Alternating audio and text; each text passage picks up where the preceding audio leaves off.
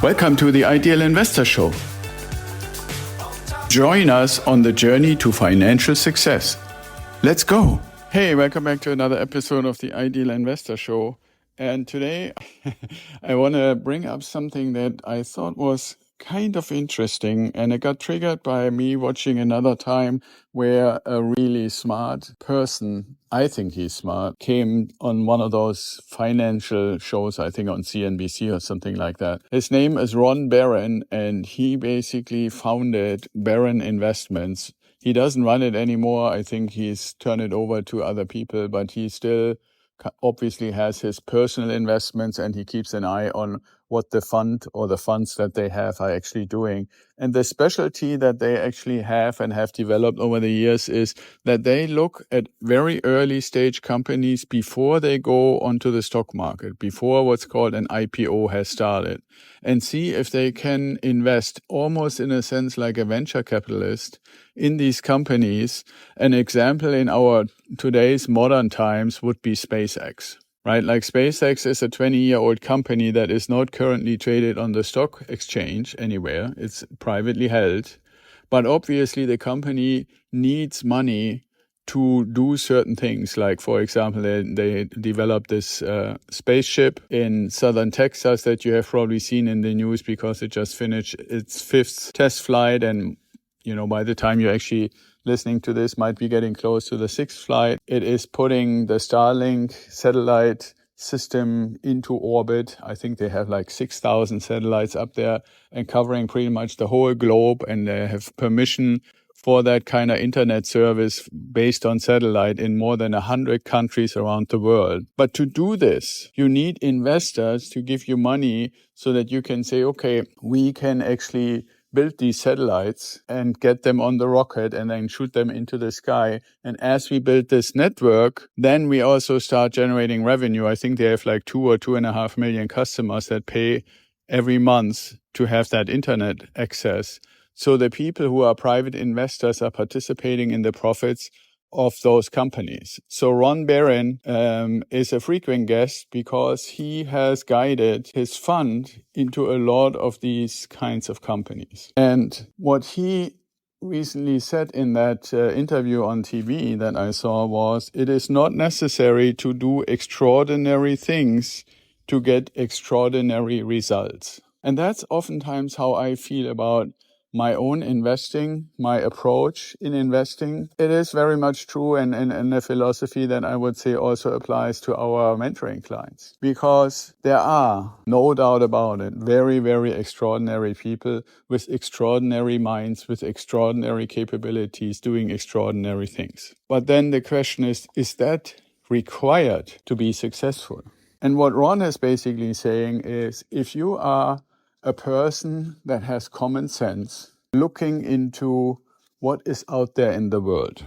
And you can, for example, ask yourself with common sense, was it an inevitability that more and more people around the globe would have cell phones? And if you said, yes, this is an inevitability, and let's say you realized this when Nokia was dominating the market, then one of the things that you, without having to be extraordinary, would have to consider is the presentation that Steve Jobs did when he introduced the iPhone. And if you go and you can still watch that presentation on YouTube, you will see what he was pointing out. He was saying the iPhone was developed not only because Apple wanted to get into the telecommunications market, but it was developed to have one convenient device that can combine a number of the things that we had started to get used to.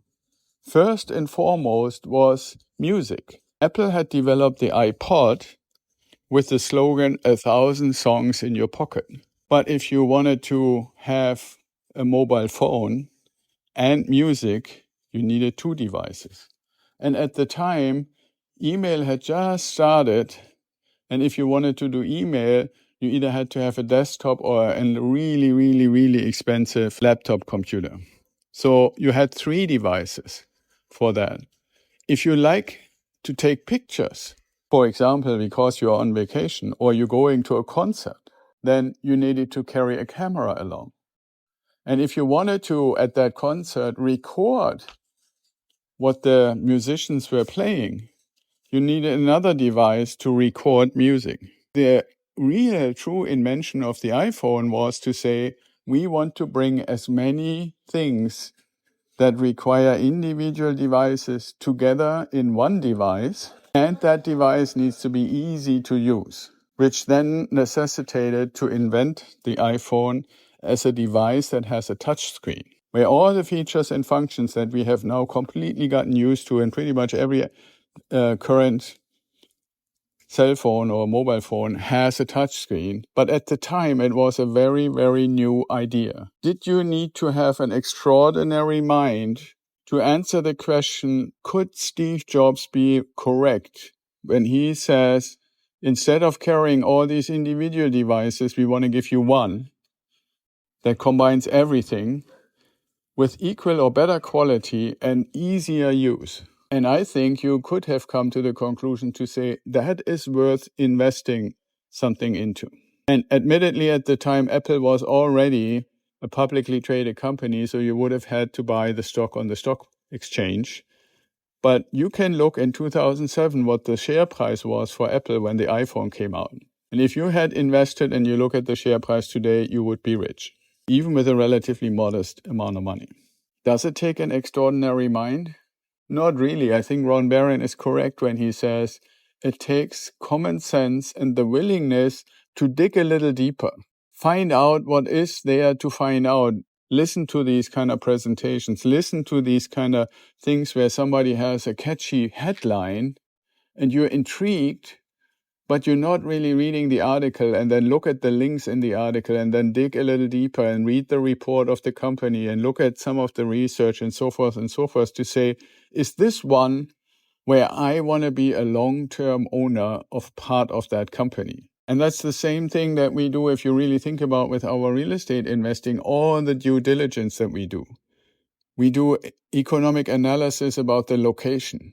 We look at what is the in and out migration. We look at the rent levels. We get an appraisal. We get an inspection. We actually check what was the status of the property before it got renovated. For how much was it bought? How much went into the renovation? Are there any warranties? How much is it worth now? How much rent can we get? How is it actually from a crime perspective? How is it from a school perspective? And on and on and on. Why? Because we're not just buying it for a few months. We're buying it because we want to keep it in our family, potentially for generations. And if we want to do that, we want to really be sure that we're getting a good deal. And we know as much as humanly possible about that property. And that's the same thing when you decide you want to buy gold coins. You can buy all kinds of different ones. But why do we buy them in the first place? Because the coins have a metal component, like in most gold coins, it's 99.99% gold.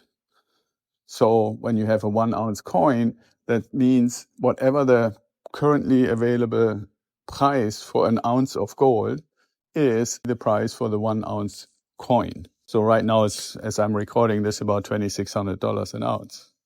But if the coin comes from a series and from a mint, meaning the place that actually made the coin, so that the image that's on that coin is something that is interesting to collectors.